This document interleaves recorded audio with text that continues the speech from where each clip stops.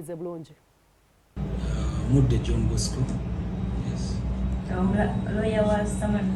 Yes, the lawyer was Samona. Main case, omukyala Rose Nantume yawabye omusango mu kooti ng'asaba nti bawukane ne Ssaalongo Kasawuli Mukasa.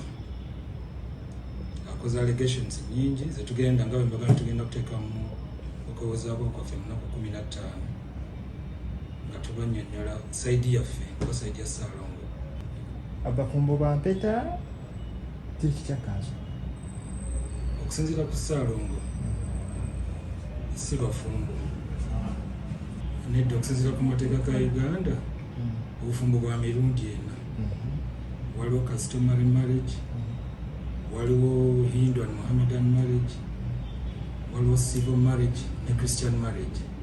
Ate bwe yagamba tetamwanjulangako era tewali bufumbo, tebagendangako mu church era tebayanjulangako, tebabeeranga omukolo gwa kwanjula. Bamumanyi naye nga tebakolanga mukolo gwa kwanjula.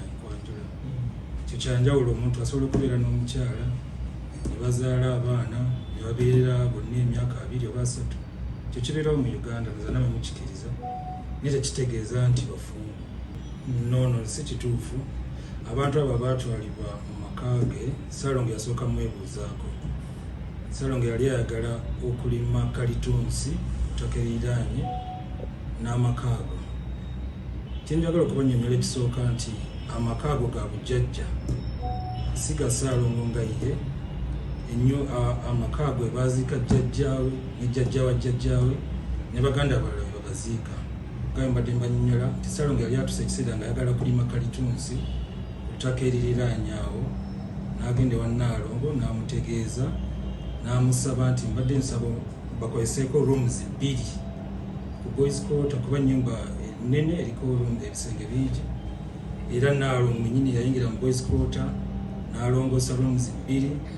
Abantu bano ne bajja, Nnaalongo n'amubuuza nti ze ngenda obafumbiranga, n'abagamba nedda, abantu bano bangi bajja kwefumbiranga, era kwe kujja ne batandika okulisimba kalitunsi. Ate ebyokusaawa emmere, Nnaalongo byagamba nti Samona aleeta abantu ne basaawa emmere era ekyo nakyo si kituufu olw'okubanga nga tannajjawo emmere y'abantu abo. Abantu abo waali bapangisaawo abantu abaali balimirawo, nga Nnaalongo yabapangisaawo n'ettaka eryo lya Ssaalongo, limanya ga Ssaalongo. Naye Ssaalongo n'agamba nti kino nkwadde njagala okukozesaawo kantegeere abantu bano mbasasule baveewo then ntandika okulimirawo, era kyeyakola si ya Nnaalongo.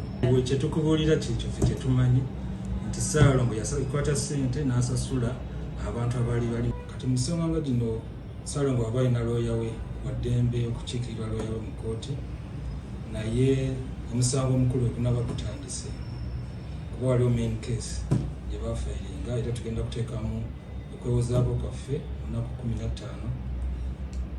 Omusango gwe bwe gulituuka Ssaalongo ajja kulabikako mu kooti yeewozeeko.